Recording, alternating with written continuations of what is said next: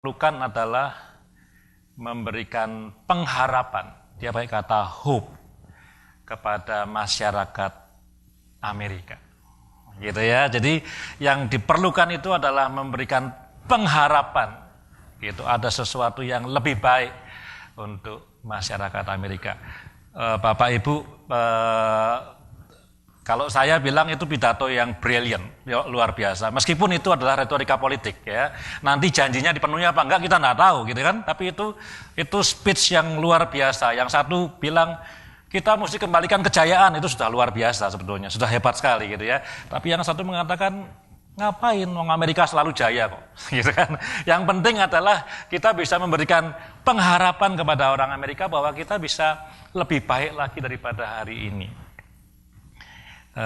Bagi yang berulang tahun, kebetulan tadi Pak Kris mengatakan sudah melewati Golden Age, gitu ya. Saya belum melewati Golden Age, bentar lagi. Tapi dalam masa-masa usia saya sekarang ini, saya terus terang mau sharing. Seringkali saya menoleh ke belakang, melihat ketika saya lebih muda dan melihat bagaimana saya itu bisa lari lebih cepat dan melompat lebih tinggi dan segala-galanya yang bagus di masa lalu itu. Kadang-kadang saya tidak tahu apakah itu normal atau enggak, tapi dalam usia-usia saya ternyata kok saya, atau cuman saya nggak tahu, barangkali cuman saya saja. Saya kadang mulai nengok ke belakang gitu ya, karena saya melayani Tuhan sejak saya masih muda sekali. Saya lihat yang bagaimana saya bisa berlari lebih cepat, bisa melompat lebih tinggi, kadang-kadang melamun gitu ya, melamun. Tuhan tolong kembalikan masa lalu itu kepada saya sekarang ini. Kalau lihat kejayaan di masa lalu, tapi yang saya dapatkan dari pidato Hillary Clinton itu mungkin kita tidak perlu kejayaan 30 tahun yang lalu kembali untuk hari ini. Tapi yang kita perlukan adalah pengharapan untuk bisa menjadi lebih baik. Dan pengharapan kita adalah janji Tuhan bahwa Dia akan menyertai kita sepanjang umur kita, sampai rambut kita putih, Dia akan tetap menggendong kita. Sekali lagi selamat ulang tahun pada yang berbahagia, atau selamat berbahagia kepada yang berulang tahun gitu ya, kebalik ya. Bapak Ibu sekalian, hari ini kita akan belajar mengenai doa dan kebangunan rohani. Saya ada PowerPoint ya. Orang Kristen itu ada berapa macam kalau dihubungkan dengan doa ya. Nomor satu, ada orang Kristen yang tidak berdoa. Banyak loh ya, banyak. Ini saya khotbah bukan untuk memberikan kritik, tapi cuman sharing reality gitu ya. Ada orang Kristen yang tidak berdoa itu banyak. Kalau saya bilang tidak berdoa itu bukan berarti sama sekali tidak berdoa gitu ya. Barangkali ya kadang-kadang dalam situasi sulit teriak sama Tuhan, Tuhan tolong gitu ya, bisa saja. Tapi secara average tidak berdoa. Nomor dua, ada orang Kristen yang tidak berdoa cukup. Cukup apa? Cukup sungguh-sungguh, cukup desperate, ya berdoa sambil lalu saja, berdoa setiap hari sambil lalu saja. Hari ini berdoa supaya anaknya lulus ujian, besok berdoa supaya cuacanya tidak hujan, besok lagi berdoa untuk apa, terus berdoa tapi tidak pernah ya kalau hujan ya udah, namanya juga nasib gitu ya, kira-kira gitu kan. Kalau anak berdoa untuk anaknya lulus, anaknya nggak lulus ya sudah, namanya juga nasib gitu ya. Ya berdoa tapi kira-kira kalau bahasa kita itu kurang otot gitu. Ya kita nggak bisa ngerubah Tuhan, tapi ada juga orang yang berdoa yang ya mungkin kalau kita bilang itu lip service. Ya, nomor tiga, ada orang yang berdoanya banyak ya, tapi ritual. Sebelum makan berdoa ya, sebelum tidur berdoa, setiap hari Minggu ya pasti berdoa karena di gereja ada Bible study berdoa, bahkan setiap hari berdoa tiap pagi dan segala macam ritual. Ritual ini penting nggak? Ritual ini penting juga. Jadi bukan sesuatu yang salah gitu, tapi akan menjadi salah kalau itu hanya sebatas ritual. Gitu. Jadi ada orang yang seperti itu. Jadi sudah otomatis karena dari lahir sudah Kristen dan besar dalam keluarga Kristen yang selalu berdoa. Jadi dia selalu berdoa tapi ritual. Jadi kira-kira itu berdoa tapi sudah nggak merasakan apa-apa. Gitu. Sudah nggak apa? Ya habit, nggak ada rasanya gitu. Ya, nggak ada. Jadi kemarin saya sama istri saya tiba-tiba pengen bikin lontong opor cap gome, tiba-tiba gitu ya. Tangan saya panas motongin cabai itu. Panas sekali tangannya. Tahu ya, setelah motong bawang, motong cabai pasti kan mau keluar ingus kan. Belum cuci tangan, pegang hidung saya pedes semua.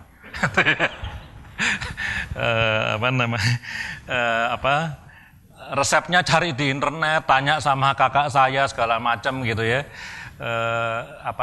Saya dalam salah satu chatting saya bilang soalnya saya ini mungkin saya terlalu membesar-besarkan, saya bilang saya ini sudah lebih dari 30 tahun nggak makan cap gome, saya bilang. Gitu kan. Kakak saya nanya, masa 30 tahun emang nggak pernah makan di restoran? Saya bilang, saya ingatnya soalnya cap gome yang dibikin sama emak saya gitu. Emak saya udah meninggal 30 tahun yang lalu, nggak pernah makan lagi. Jadi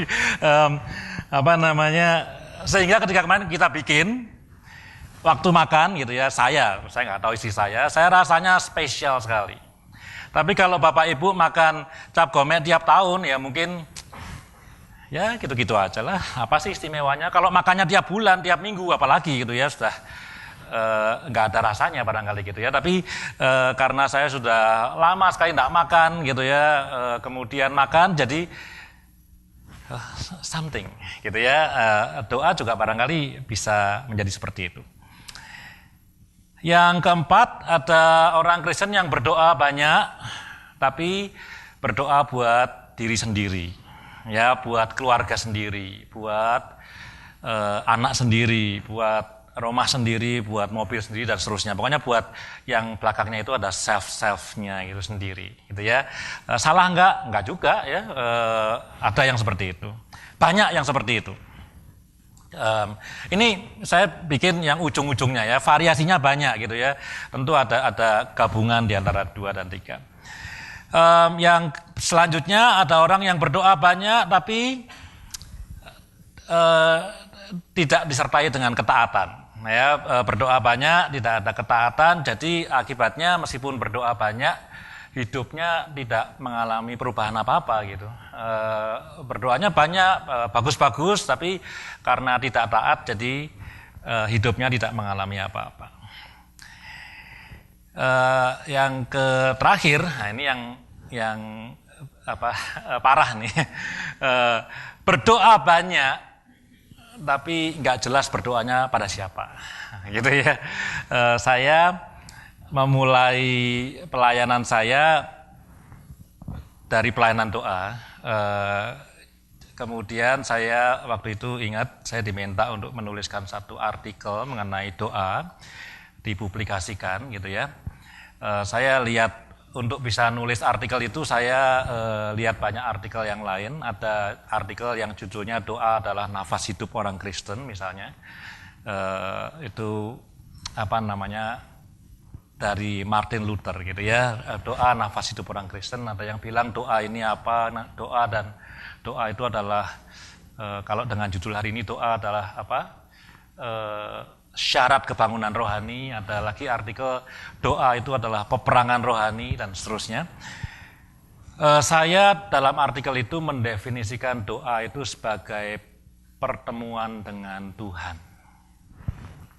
Jadi Bapak Ibu sekalian, kalau kita itu mengatakan bahwa kita itu berdoa tapi tidak bertemu dengan Tuhan, ya itu kita namanya belum berdoa itu. Atau kita tidak berdoa. Doa itu pertemuan dengan Tuhan, ketemu dengan Tuhan.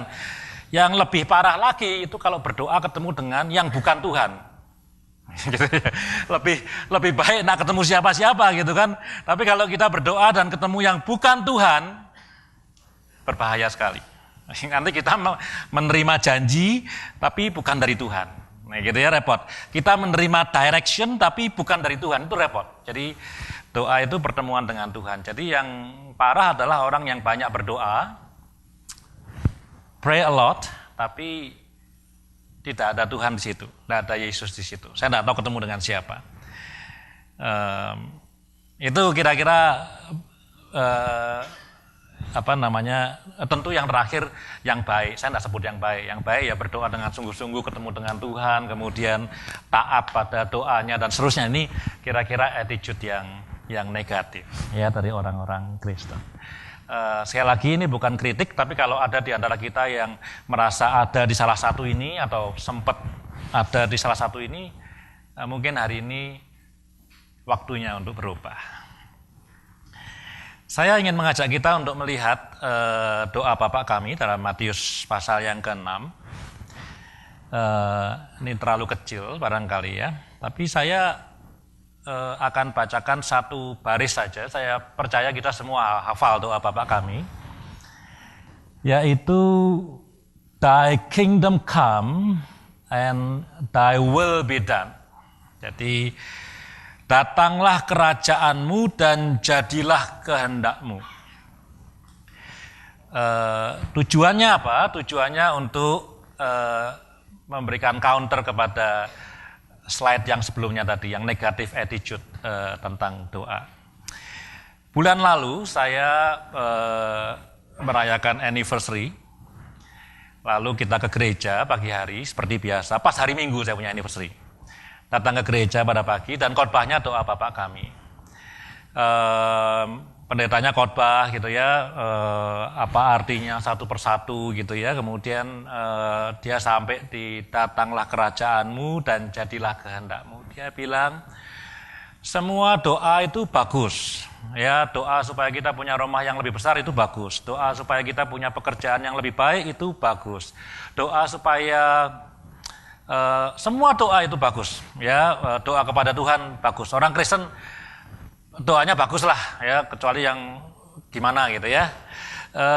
Tapi yang paling penting, ini beda antara doa bagus dengan doa yang paling penting. Doa yang paling penting itu adalah supaya bagaimana agenda Tuhan, God's agenda itu terjadi di dalam hidupmu dan hidupku, di dalam gerejamu dan gerejaku, di dalam kotamu dan kotaku, dalam negaramu dan negaraku, dan dalam dunia ini.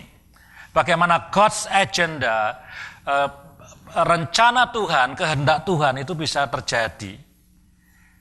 Ketika saya mendengar itu, saya bilang sama Tuhan, this is the most precious anniversary gift to me and my wife. Saya bilang habis pulang gereja, saya biasa pulang gereja, ngobrol sama dia, asal ngobrol aja, tadi khotbahnya apa gitu ya.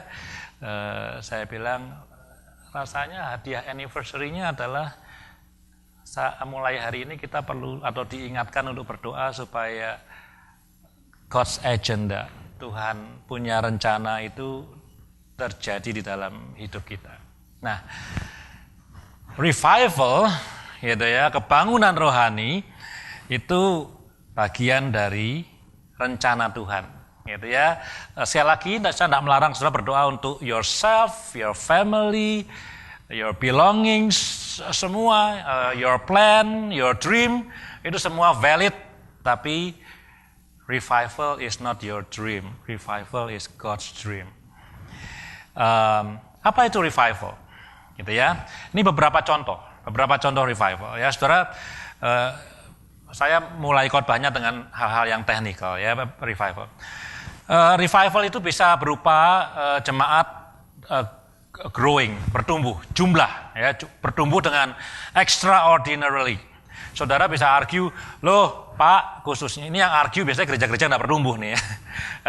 Berarti yang penting kan kualitas di dalam, ya toh, bukan cuman banyaknya orang.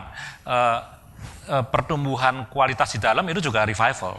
Jangan salah, tapi ini contoh-contoh ya, contoh yang bisa dilihat oleh mata. Yang di dalam juga bisa dilihat, tapi ngelihatnya mesti dengan jelas gitu ya. Untuk bisa tahu Pak Kris gitu, saya mungkin perlu bergaul lebih banyak dengan dia gitu ya. Tapi kalau saya nggak usah datang ke GII, tapi kalau misalnya 2 bulan lagi GII jemaatnya 1000, that is a revival. Gitu. Saya nggak perlu ke sini, saya cukup dengar aja gitu ya. GII sekarang jemaatnya 1000 gitu ya dalam waktu 2 bulan, that is a revival. Jadi jemaat bertumbuh extraordinarily. Banyak petobat-petobat baru datang kepada Kristus, itu revival. Saya nanti cerita ya, saya pernah ngalamin hal yang seperti ini, revival yang seperti ini. Yang kedua ini massive spiritual growth. Jadi pertumbuhan rohani dialami oleh jemaat. Jadi bukan cuma nambah petobat baru, tapi juga pertumbuhan rohani yang luar biasa. Pertumbuhan rohani itu apa gitu ya? Misalnya nih ya, yang bisa dilihat kan, kalau saya kan nggak bisa bilang, kamu nggak bertumbuh rohaninya loh. Kamu judgement-nya based on what? Atau saya bilang, kamu rohaninya growing loh, I'm happy. Loh, based on what? Apa gitu kan? Yang mudah dilihat adalah jemaat itu menjadi berapi-api untuk memberitakan Injil. Gitu ya, fire gitu, apa? Hatinya terbakar, itu indikasi pertama ada kebangunan rohani. Saya mau jujur ya, saya katakan doktrin dan teologi itu penting sekali buat gereja. Tapi kematangan teologi itu bukan first indication of revival. Untuk saudara-saudara bisa mature in theology, you need years. Tapi api untuk memberitakan Injil itu within seconds after revivals. Jadi itu revivals. Jadi kalau your spiritual is growing, indikasi pertamanya semangat untuk memberitakan Injil is growing. Yang ketiga, karakter, perubahan karakter, gitu ya, perubahan karakter. Apa namanya? Kesaksian-kesaksian dari revival di mana-mana itu, misalnya kebangunan rohani di Skotlandia, di Edinburgh misalnya, setelah revival jumlah polisi berkurang, gitu ya, jumlah polisi berkurang. Kenapa jumlah polisi berkurang? Karena jumlah maling berkurang. Nah, gitu ya. Istri saya kerja di Walmart, dia pindah dari Langley ke Surrey Central. Ada Walmart yang baru di Surrey Central. Baru berapa hari ini dia bilang malingnya banyak sekali. Sehingga satpamnya Surrey Central diperbantukan ke satpamnya Langley dipindah ke Surrey Central untuk bantu ngawasin di Surrey Central. Kemudian kemarin saya jemput dia pulang kerja. Lewat di 104, tiba-tiba jalannya diblok sama mobil polisi, semua nyala sirinenya, nggak tahu apa gitu ya. Dia bilang sama saya, kayaknya kalau di Langley kok nggak pernah lihat polisi, di Surrey kok banyak sekali polisinya. Perubahan, berubah tempat kerja, berubah pemandangan gitu ya. Jadi polisi berkurang. Kenapa berkurang? Kejahatan berkurang. Kenapa berkurang? Karena penjahatnya berkurang. Kenapa penjahatnya berkurang? Karena ada revival. Ada perubahan karakter. Ya, itu revival. Yang berikutnya revival. Ada transformasi sosial. Saya mesti balance ya. Tadi ada gereja bertumbuh, ada spiritual growth, ada karakter yang berubah, tapi juga ada social transformation. Jadi kalau misalnya sekarang di Afrika 30%, di Afrika Selatan maksudnya, di Afrika bagian selatan, 30% orang adalah korban dari HIV/AIDS. Dan tiba-tiba dalam waktu yang singkat jumlahnya itu bisa berkurang gitu ya, berkurang signifikan gitu ya. Tentu bisa karena yang sakit mati gitu ya barangkali, tapi bukan karena itu gitu, tapi karena berhasil neken jumlah itu bukan karena mati. That's a revival. Kalau misalnya ada negara miskin atau negara apapun juga lah miskin, dan kemudian mengalami growth dalam financial, dalam ekonomi, that's a revival. Kalau ada di negara yang banyak buta hurufnya gitu ya, sekian persen buta huruf, dan kemudian dalam 2 tahun berkurang drastis, that's revival. Mungkin kita merasa apa hubungannya gitu ya, saya kasih clue. Tadi kita berdoa untuk apa? Berdoa untuk God's agenda. Apakah agenda Tuhan ataukah apakah kehendak Tuhan itu adalah mendatangkan kemiskinan dan kesengsaraan untuk manusia yang diciptakan Dia? Saya pikir kalau kita ngomong seperti itu, saya nggak tahu, gitu ya. Rasanya naif sekali untuk mengatakan bahwa Tuhan berkehendak supaya kita itu miskin dan bodoh dan menderita, dan rasanya sulit sekali gitu ya untuk melihat itu. Jadi God's agenda gitu ya. Saya bukan mengatakan bahwa kalau negara miskin jadi kaya otomatis gitu ya, ada revival, tapi itu salah satu tanda-tanda di mana ada revival. Kemudian yang berikutnya ada miraculous events. Ya, mungkin ini pro dan kontra, tapi dalam revival yang paling sering kelihatan healings, kesembuhan, gitu ya. Ada spiritual manifestation, manifestasi spirit, gitu ya, macam-macam. Ada nubuat, saya tidak bilang semua nubuat itu betul, tapi yang saya sebut 5 poin itu tanda-tanda ada revival, gitu ya. Jadi dan mungkin ada tanda yang lain juga, saya tidak tahu, tapi itu 5 yang sering kita amati. Siapa yang bisa membawa revival? Nah ini ya, karena kita topiknya kan doa dan revival, gitu ya. Yang bisa membawa revival itu hanya Tuhan sendiri. Nah ini ya. Berapa waktu yang lalu ada seorang orang Indonesia, tapi bukan warga negara Indonesia, yang pelayanannya luar biasa sekali, dan dalam usianya yang kira-kira berapa? 55-an gitu ya. Dia memutuskan untuk berhenti dari pekerjaannya, dari pelayanannya gitu ya. Dia tokoh rohani gitu ya, dan dia mau berdoa untuk what is next. Jadi dalam usia 55 dia berpikir what is next gitu.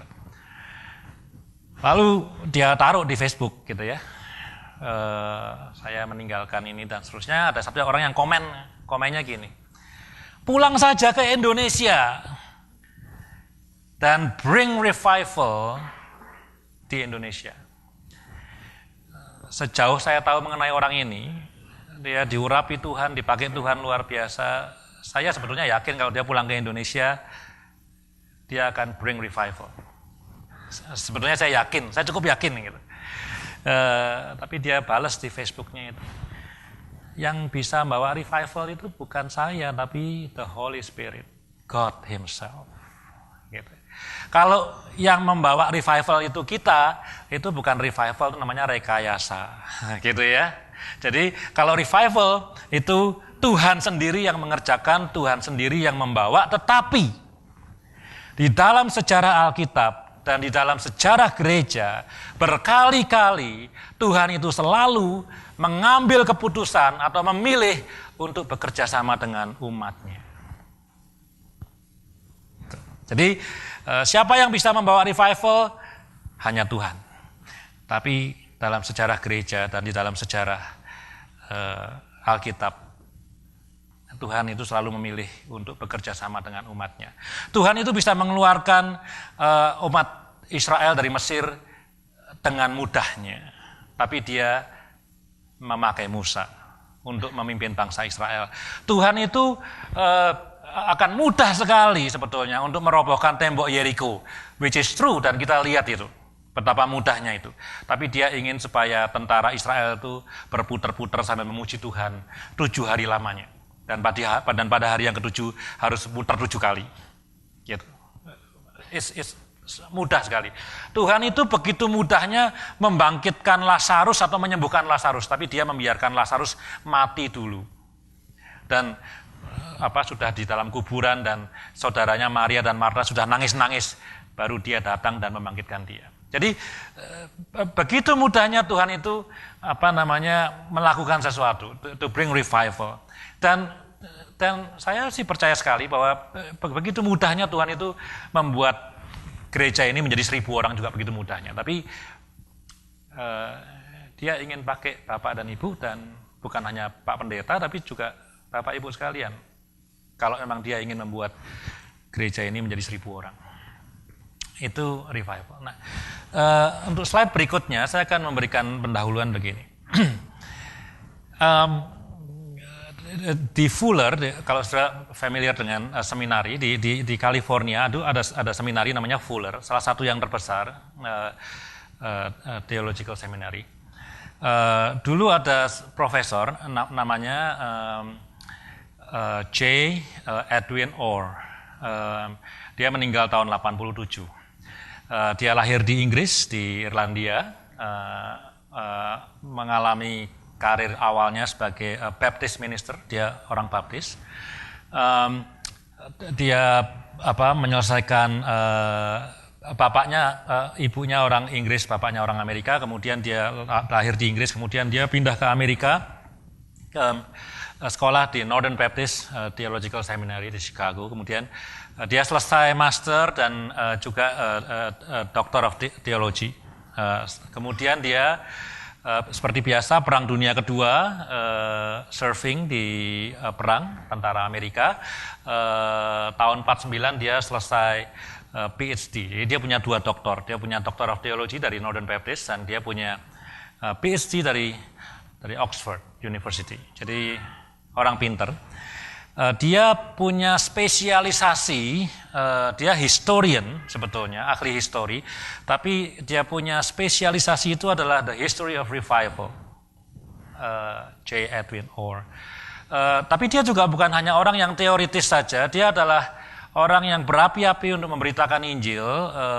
Dalam biografinya dia sudah mengunjungi lebih dari 150 negara untuk memberitakan Injil pada zaman Rusia belum terpecah-pecah. Jadi jumlah negara sekarang ini negara dunia sekitar 200 lebih sedikit. Jumlah negara yang ikut. Kalau mau dihitung ya nanti kalau ada Olimpiade di Brasil itu hitung aja berapa yang ikut. Kira-kira 200 lebih sedikit gitu ya. Zaman itu Rusia belum pecah. Jadi jumlah negara masih lebih sedikit lagi gitu ya. Cekoslovakia masih 1 ya, belum 2 gitu ya. Dia selama hidupnya sudah ke 150 negara memberitakan Injil. Nah, dia sering diundang mewakili akademisi karena dia seorang profesor historian. Dan satu kali dia diundang di satu acara di Seoul di Korea, World Prayer Assembly yang pertama. Jadi konferensi doa dunia yang pertama. Yang kedua di Jakarta tahun 2012. Yang pertama di Seoul di Korea. Waktu itu Pak Stephen Tong juga bicara waktu yang di Seoul gitu. Lalu dia memberikan kuliah gitu ya. Sebelum pendeta khotbah, profesor dulu kasih kuliah. Dia mengutip, saya cerita sedikit panjang mengenai orang ini. Dia mengutip seniornya dia, namanya E.T. Pearson, sudah meninggal, itu sudah part of century yang lalu, abad yang lalu. Dan E.T. Pearson itu mengatakan dari research-nya, dari penelitiannya dia, dari pengamatannya dia mengatakan dia tidak pernah menjumpai satu revival, dikutip sama Edwin Orr, dia tidak pernah menjumpai satu revival dimanapun juga, baik itu negara maupun locality, kota, gereja, keluarga, yang tidak didahului dan dipelihara, maintain by prayer. Dia bilang gitu. Tidak pernah dia jumpai selama hidupnya, E.T. Pearson mengatakan, ada revival di satu negara atau locality, atau keluarga, atau gereja, atau RT, dan segala macam, yang tidak didahului dan dipelihara oleh doa. Kata dia begitu. Atau dengan kata lain, kalau saya mau sedikit balik kalimatnya, doa itu menjadi trigger, menjadi pemicu, gitu ya, ketika kita berdoa kepada Tuhan gitu ya, untuk terjadinya suatu revival. Kenapa? Karena meskipun Tuhan itu mampu membawa revival, tapi dia dalam sejarah gereja dan sejarah Alkitab selalu memilih untuk bekerja sama dengan umatnya dalam membawa revival tersebut.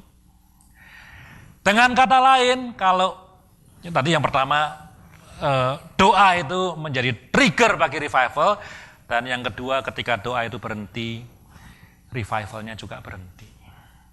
Jadi kalau revival itu adalah suatu api, maka doa itu minyaknya. Minyaknya habis, apinya habis. Kira-kira begitu. Ya, itu Edwin Orr. Ini kunci revival, gitu ya. Saya ada 4 kunci. Dari mana dapatnya? Dari sejarah, gitu ya. Dari Alkitab, dari firman Tuhan, tapi juga dari pengalaman-pengalaman yang terjadi. Yang pertama, revival itu terjadi kalau ada gerakan doa dan kekudusan. Ya, ini slide berikutnya. Matius 5 ayat 8, ucapan bahagia, sering dengar ya. Berbahagialah orang yang suci hatinya, karena dia itu akan melihat Allah. Ya, jelas ya.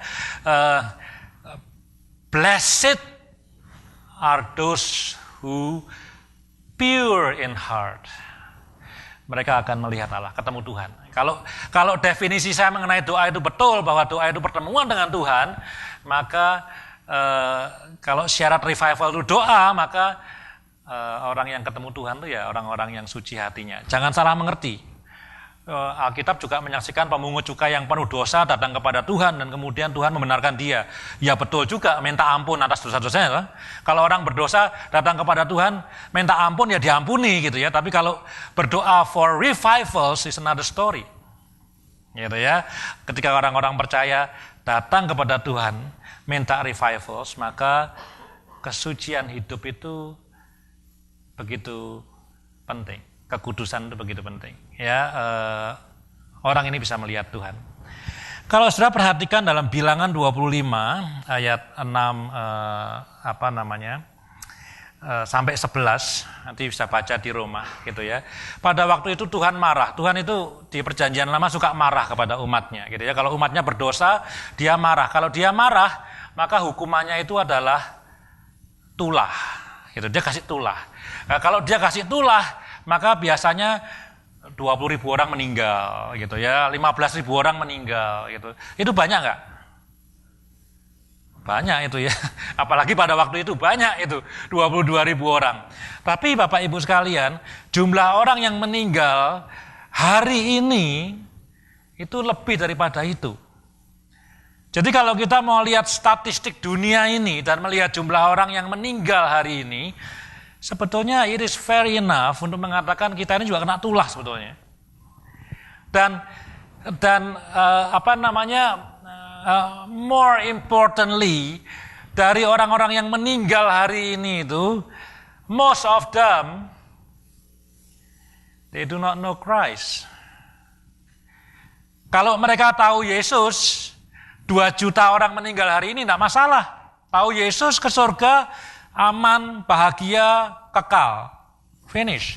Tapi kebanyakan orang atau majority dari orang-orang yang meninggal hari ini yang lebih dari 20.000 orang yang disebut dalam kitab Bilangan itu, mereka meninggal tanpa Yesus. Tragedi, tulah yang luar biasa.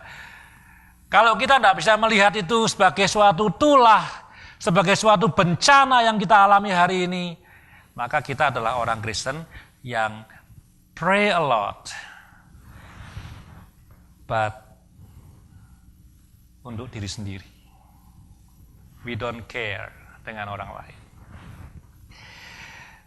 Saya lulus dari SMA Kristen, punya WhatsApp group alumni dari SMA saya. Beberapa hari ini atau bulan yang lalu, kadang-kadang masih muncul kita, karena kebanyakan dari alumni tinggal di Indonesia, jadi kita sekarang sedang sedikit ribut mengenai LGBT, karena LGBT sedang diangkat isunya di Indonesia.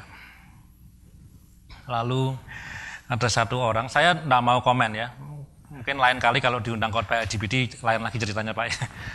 LGBT kok dikhotbahin ya. Ada satu teman saya mengatakan sejauh dia itu tidak menyusahkan saya, I don't care. itu jawaban yang paling selfish gitu. Saya bilang, wah saya marah kalau lihat jawaban kayak gitu.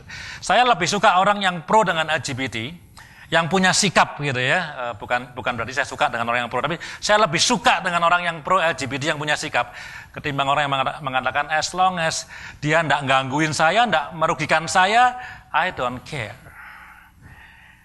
Saya harap Bapak Ibu tidak mengatakan itu kepada dunia ini. I don't care. Berapa orang yang mati, I don't care.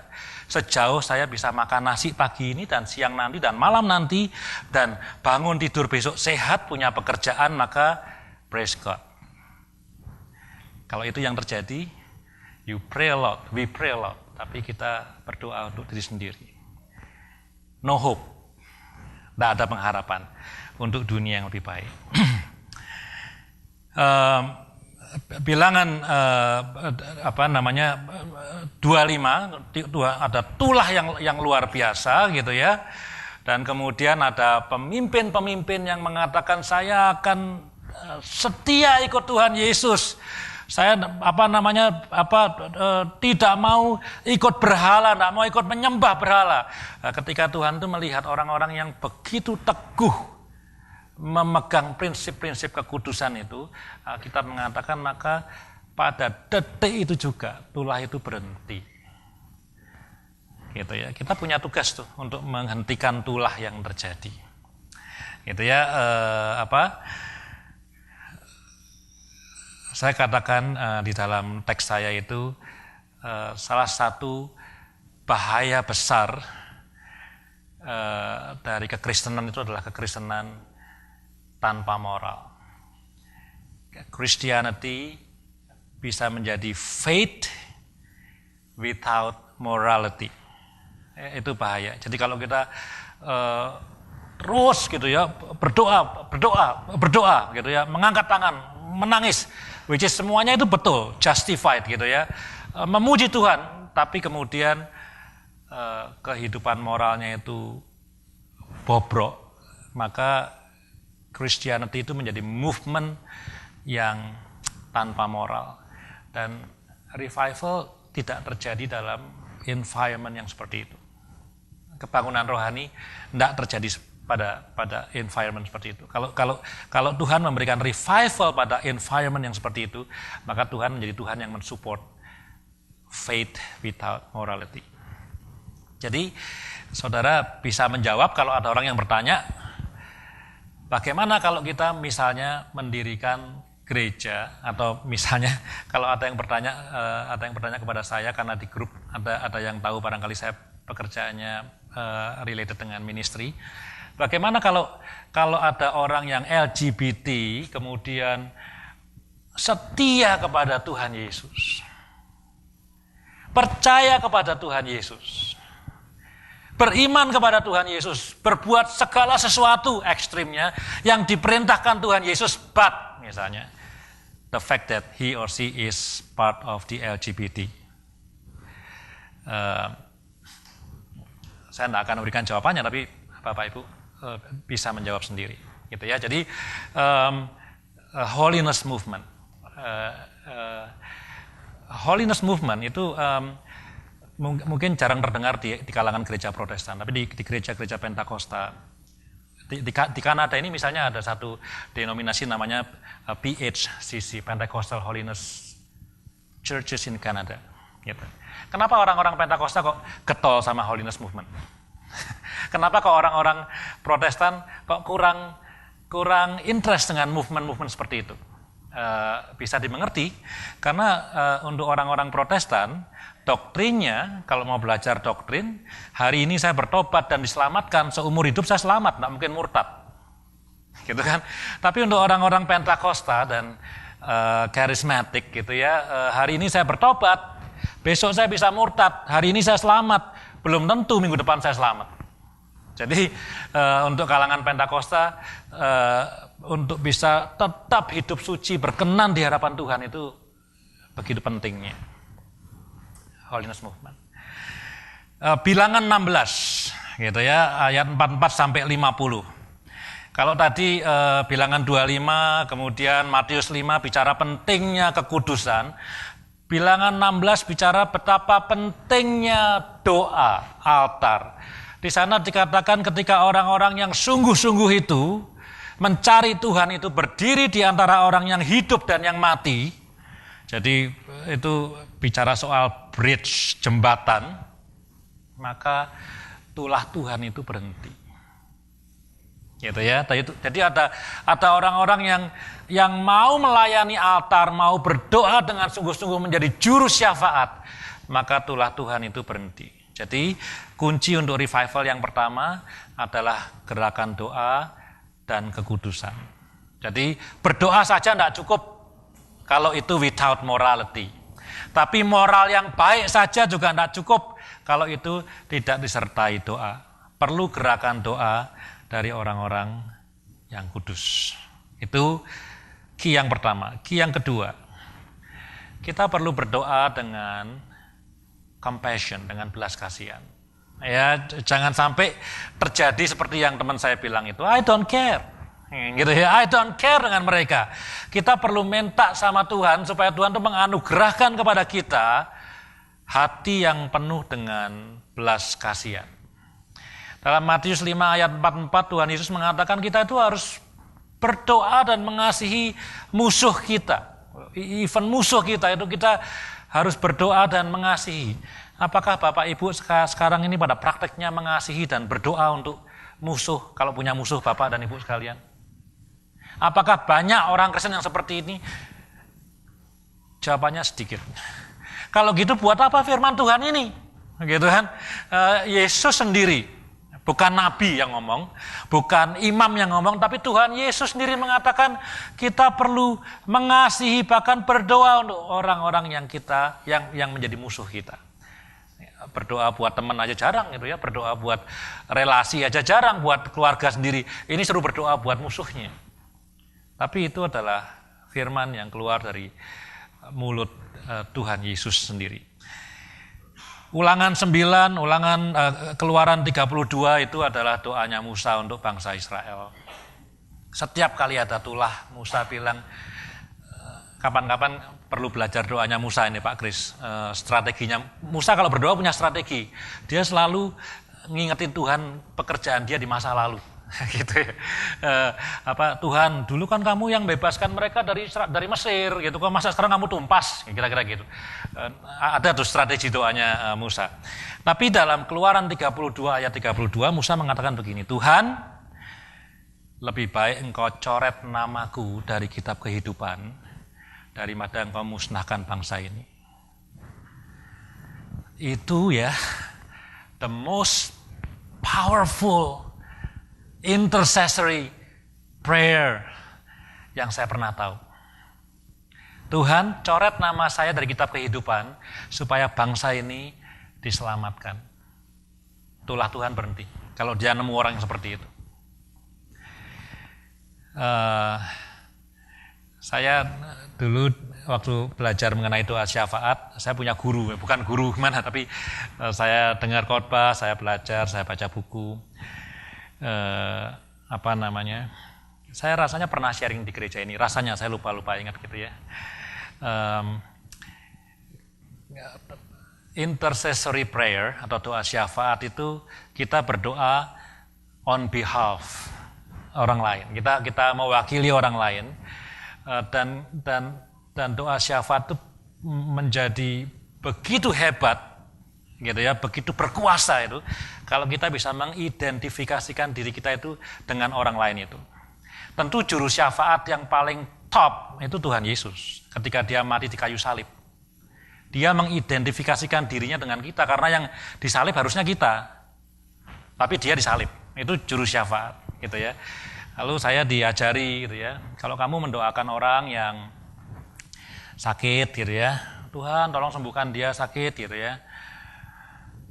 Bagus kan? Ya.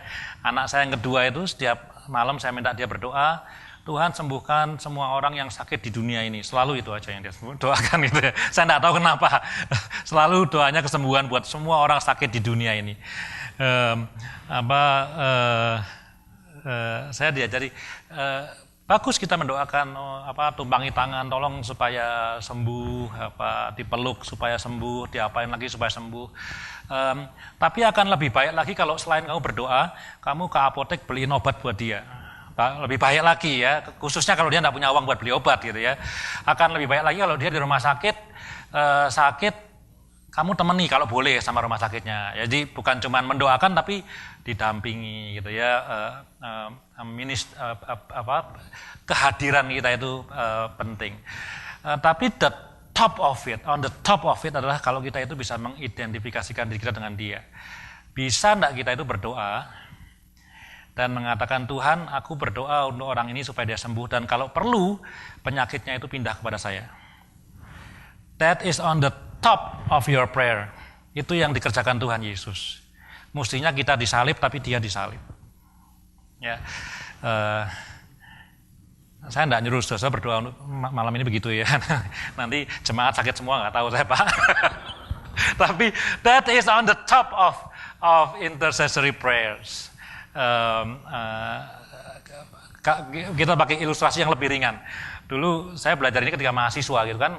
Ketika mahasiswa itu saya sudah khotbah dan teman-teman melihat saya sebagai orang yang lebih rohani. Jadi kalau ada ujian, mereka datang kepada saya, doakan ya supaya ujiannya bisa berhasil gitu kan. Saya gunakan tadi yang doa buat orang sakit itu, identifikasi. Saya waktu itu, maka itu saya bilang saya suka menoleh ke belakang. Waktu itu saya berdoa begini untuk teman saya. Saya bilang saya berdoa Tuhan supaya si A ini bisa lulus ujian. Kalau supaya dia lulus ujian, saya harus tidak lulus ujian. Saya rela. To me, that is on the top of my intercessory prayer ministry. Sebelum saya bisa ngomong itu, waktu itu bukan ringan ngomong seperti itu, tapi saya belum bisa amin dengan sejahtera gitu. Karena apa? Kalau saya cuma berdoa, ya berkati dia Tuhan ya supaya lulus ujian, ya berkati dia supaya utangnya lunas, berkati dia supaya dapat kerjaan dan segala macam. I do nothing but my lips. Sebetulnya saya enggak ngapa-ngapain. Saya mau disebut pendoa syafaat, malu saya. Bukan pendoa syafaat, saya cuma ngomong aja. Sembuhkan dia, berkati dia, loloskan dia dari masalah, but I do nothing. Tuhan saya mau berikan dia obat, Tuhan saya mau temani dia di rumah sakit, Tuhan kalau perlu sakitnya pindah ke saya, it's okay, kalau dia bisa sembuh karena itu. Compassion, belas kasihan.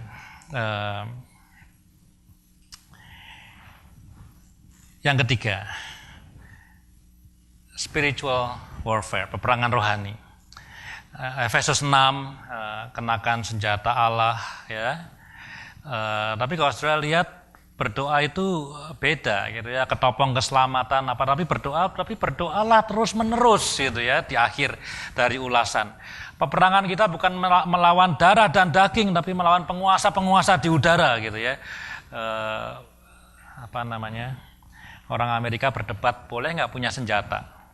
Tujuannya membela diri kok, kenapa nggak boleh gitu kan? Tapi kalaupun kita dikasih senjata beneran nih, pistol gitu ya, AK-47 gitu ya. Gimana caranya nembak setan gitu?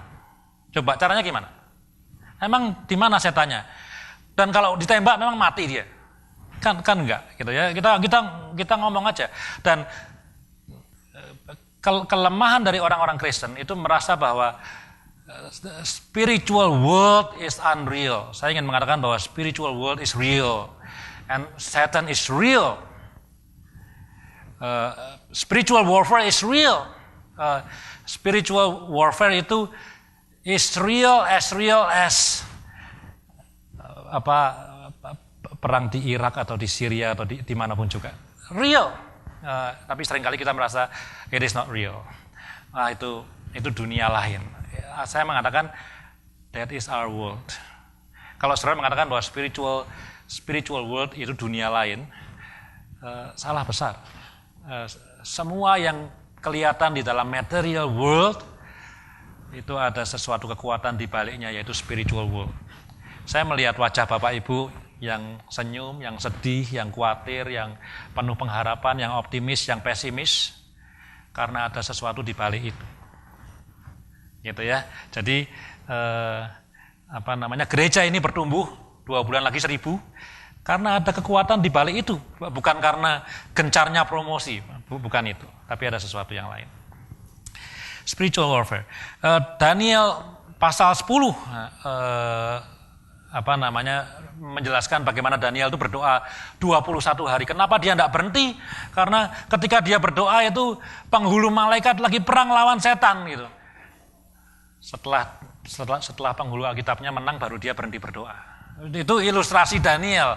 Jadi dia itu berdoa itu terjadi peperangan rohani di spiritual world sampai kemudian ada kemenangan, dia baru berhenti berdoa dan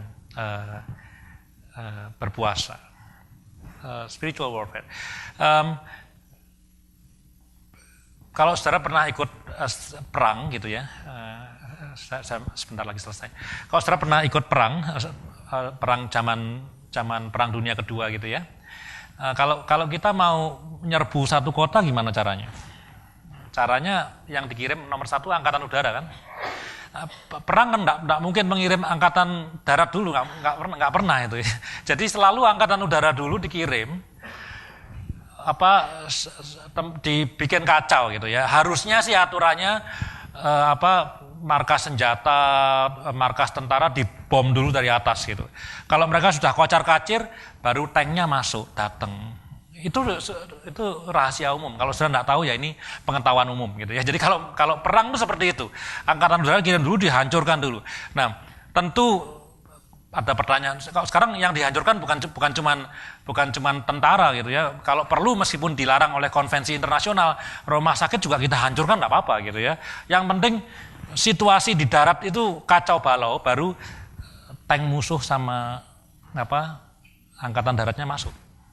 Kalau angkatan daratnya masuk ke satu kota tanpa dilumpuhkan sama angkatan udaranya, ya kalah.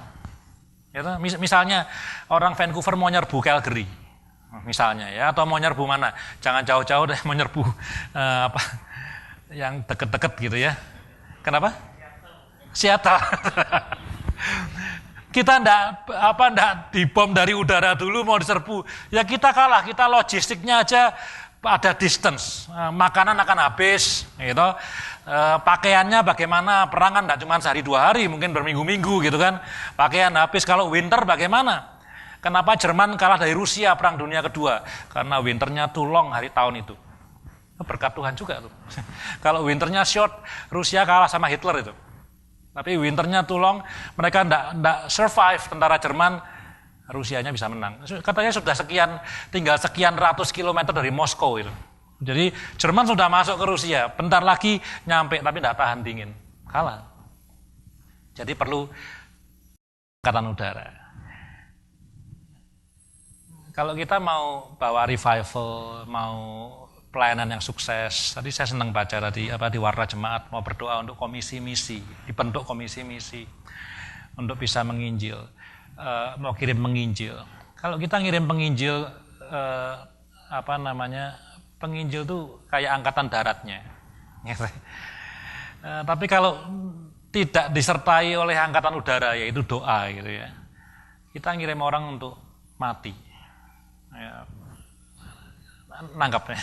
Jadi doa itu seperti angkatan udara, peperangan rohani, menyiapkan environment supaya jalan terbuka, supaya penginjilnya itu bisa melakukan pelayanan dengan baik. Itu adalah doa dan peperangan rohani, strategi perang kita. Ya, jadi kalau kita mau supaya komisi misi ini sukses, nggak tahu mau misi kemana atau mau misi apa gitu ya. Kita perlu angkatan udara untuk bisa membuat itu sukses. Yang terakhir, kunci untuk revival itu adalah ora et labora, berdoa dan bekerja, gitu ya. 2 Samuel 24 ayat 18 sampai 25. Waktu itu Daud Ada tulah juga, Tuhan lagi marah. Kemudian Daud mikir, wah ini ada tulah ya. Saya mesti cepat-cepat bakar korban untuk mendamaikan. Supaya Tuhan kemudian murkanya surut.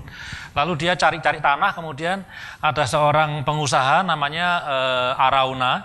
Kemudian pengusaha ini bilang sama Daud, take my land, ambil aja ini tanahku gratis. Semua batu saya sediakan, semen saya sediakan, air saya sediakan. Tinggal bangun mezbah, kemudian bakar korban kepada Tuhan. Tapi Daud mengatakan begini kepada Arauna, tidak demikian, saya tidak mau mengambil tanahmu dengan gratis, saya mau membayar harganya. Nah, ini luar biasa ya. Kalau saudara termasuk orang-orang yang ngefans sama Ahok tuh ya, kemarin si Ahok datang ke konser, di Jakarta ada konser, kalau saudara tahu ada pemusik Indonesia namanya ADMS, dia bikin konser. Ahok datang bayar tiket sendiri. Katanya ADMS ini pejabat aneh nih. Biasanya pejabat tinggal telepon, minta kursi, dikasih seat. Ini orang datang bayar tiket sendiri. Ini seperti si Daud nih, Raja Daud itu raja orang nomor 1. Itu dulu zaman Soeharto ya. Soeharto kalau jalan-jalan naik mobil gitu, misalnya ke Jawa Tengah atau Jawa Timur, kemudian dia lihat ada tanah, pemandangannya bagus, dia bilang sama ajudannya, ini tanahnya bagus ya. Cuman ngomong gitu aja itu. Besoknya sertifikatnya atas nama Soeharto itu. Nggak usah minta loh. Dia cuma bilang ini tanahnya bagus. Besoknya keluar sertifikat atas nama dia. Daud mengatakan tidak mau, saya mau bayar harganya. Kesalahan kita sebagai orang-orang yang berdoa, yang pray a lot. Tadi saya masukkan kategori pray a lot dan berdoa untuk orang lain adalah kita tidak mau bayar harganya. Backpack, tas ransel itu penting dalam doa. Ini perumpamaan.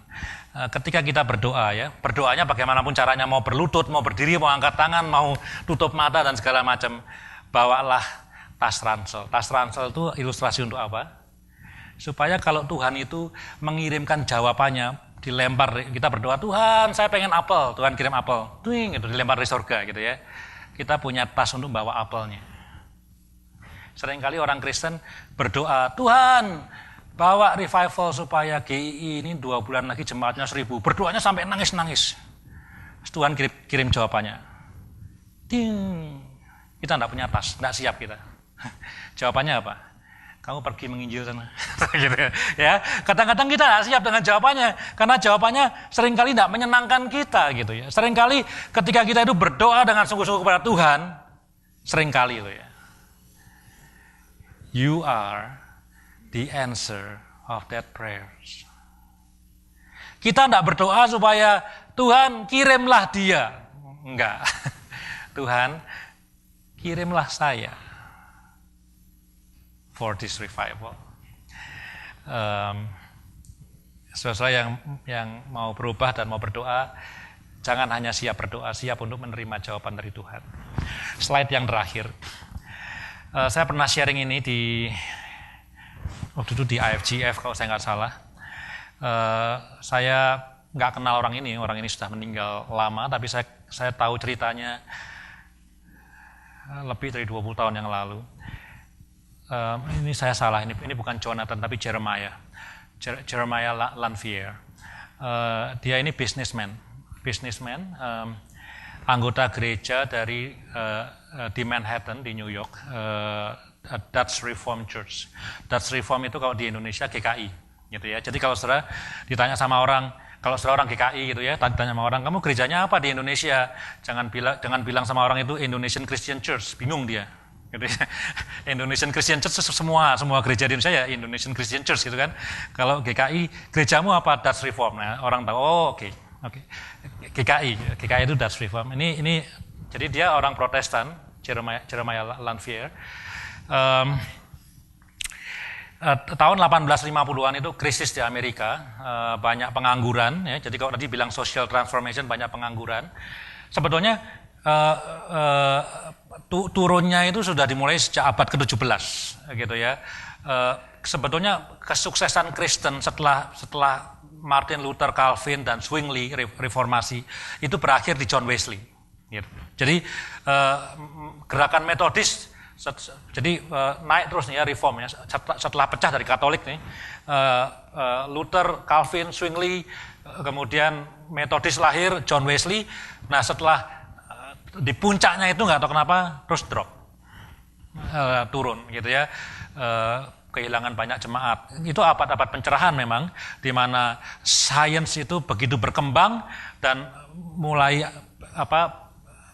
perang lawan faith and science itu mulai in konflik, itu abad pencerahan. Dan krisisnya ternyata krisis spiritual, kemudian krisis ekonomi dan seterusnya.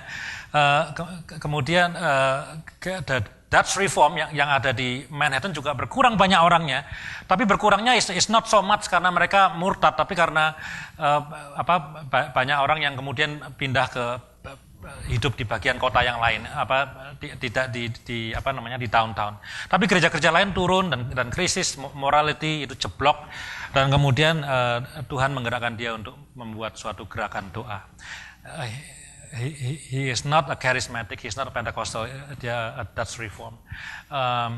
Kemudian dia menyebarkan traktat doa. Saya punya teksnya, saya bisa dapat teksnya di Google, saya cari. Ajakan untuk berdoa, traktatnya ribuan, dia sebar di New York untuk berkumpul di gereja, di gerejanya dia untuk berdoa. Jam 12 siang, hari Rabu, tanggal 23 September tahun 57. Dia cemas-cemas gitu ya, karena dia bukan pendeta, dia bisnismen. Berhasil nggak ya? Gitu ya, dia 5 menit nggak ada yang muncul, 10 menit nggak ada yang muncul, 15 menit, 20 menit mulai nangis dia. Ribuan traktat nggak ada satupun yang muncul di gereja itu. Setelah setengah jam muncul satu orang. Kemudian muncul yang berikutnya, ending dengan 6 orang. Hari itu 6 orang. 2 minggu kemudian, tanggal 7 Oktober tahun yang sama, 40 orang. Setelah 6 minggu, 10.000 orang di Manhattan, di downtown New York berdoa. Gerejanya sudah tidak muat, berdoa di mana-mana. Katanya, ya, itu kan break makan siang jam 12 sampai jam 1, itu restoran-restoran bangkrut.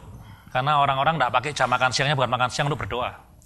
Dalam 2 tahun, 1 juta petobat baru ditambahkan kepada gereja-gereja di Amerika. This is revival.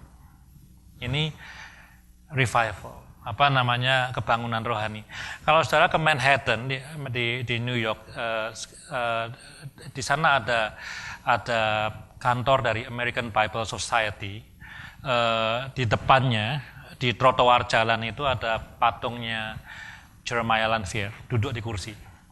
Sekarang patungnya dipindah ke tempat lain, tapi dulu di situ. Jadi orang ini diakui, bukan cuma oleh gereja, tapi oleh pemerintah.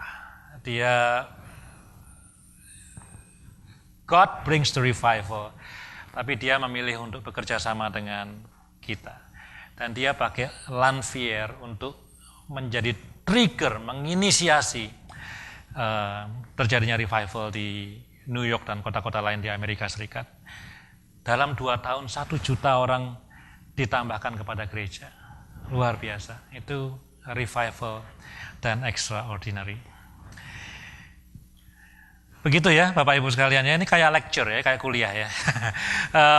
Tapi saya enggak interest dengan kuliah, saya interest sebetulnya kalau saya khotbah atau sharing mengenai hal seperti ini adalah seperti kata Hillary Clinton, saya punya pengharapan, saya punya kerinduan, saya punya keinginan yang besar sekali supaya apa yang saya khotbahkan itu, kalau khotbahnya prayer dan revival, ya yang terjadi setelah ini adalah prayer movement di antara jemaat di tempat ini, di Gereja Injili Indonesia di Vancouver, prayer movement. Dan harapan saya doanya itu tadi yang key to revival, bukan doa yang tadi pertama saya tuliskan gitu ya, tapi menjadi doa yang initiate, yang triggering untuk terjadinya revival. Jadi Saya tidak akan puas setelah saya turun dari panggung ini duduk di kursi. Saya I am looking forward untuk, ini bukan retoriknya Hillary Clinton gitu ya. I'm looking forward for the true revival in this church.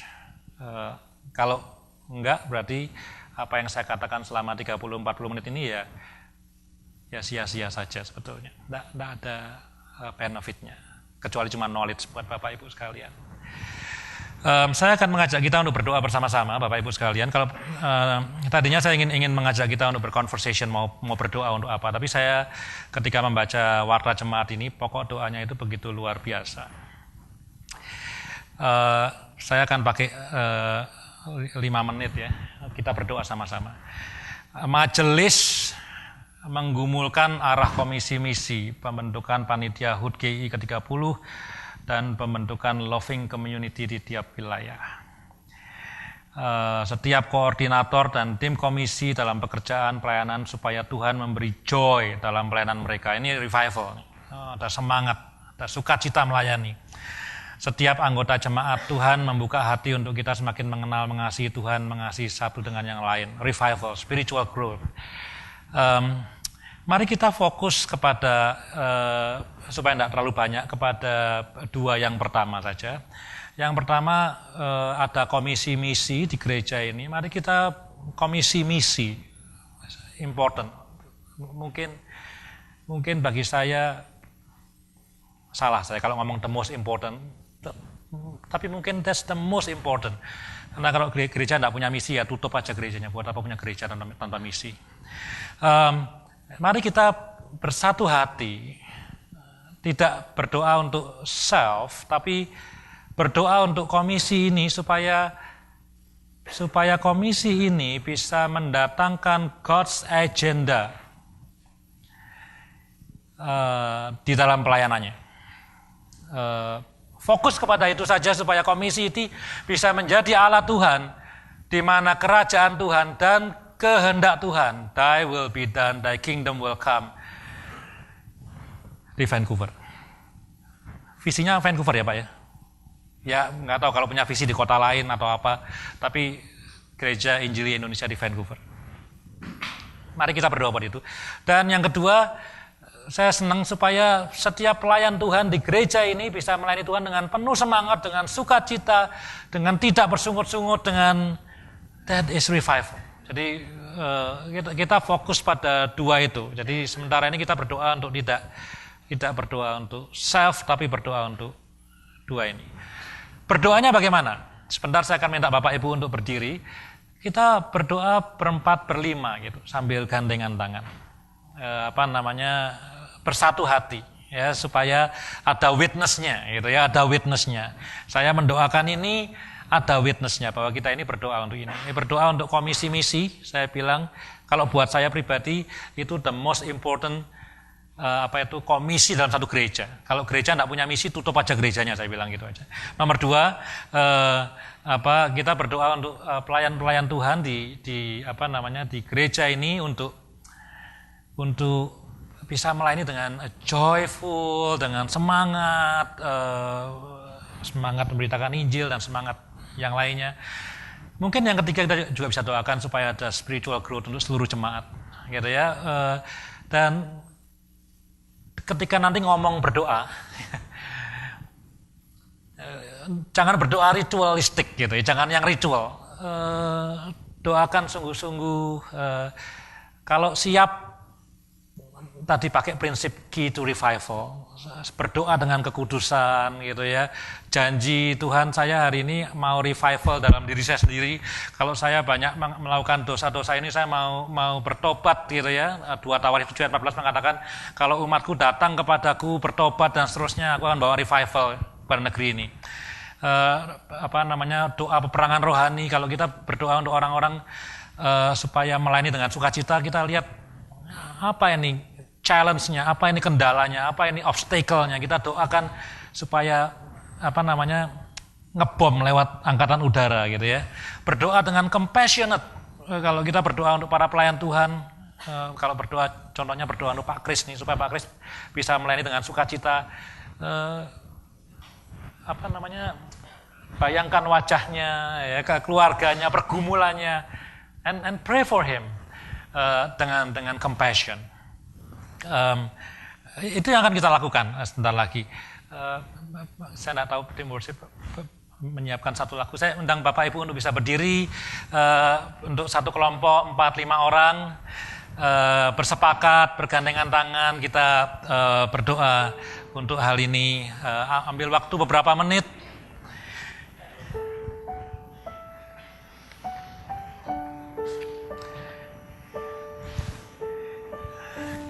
Harapkan revival dari Tuhan. Silakan berdoa, bersepakat.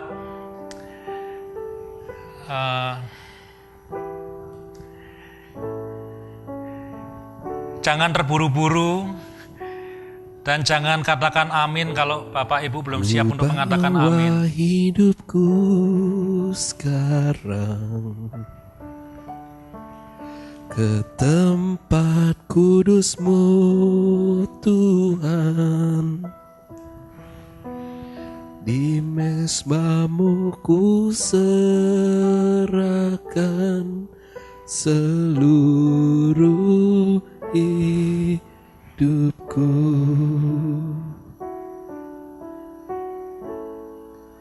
Penuhi hatiku sekarang dengan urapan yang baru, agar aku lebih lagi mendengar suara-Mu.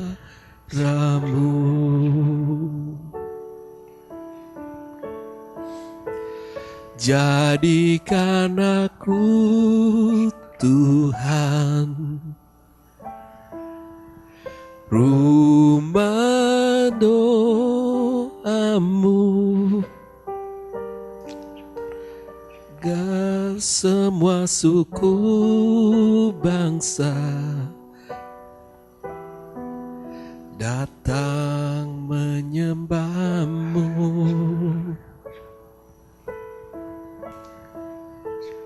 Jadikan aku Tuhan rumah doa-Mu, agar semua suku bangsa datang menyembah-Mu.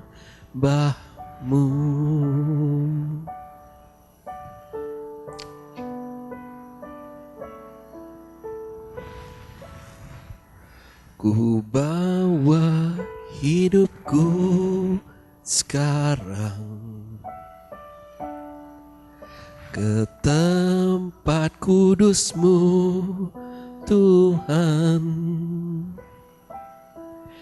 di mezbah-Mu ku serahkan seluruh hidupku.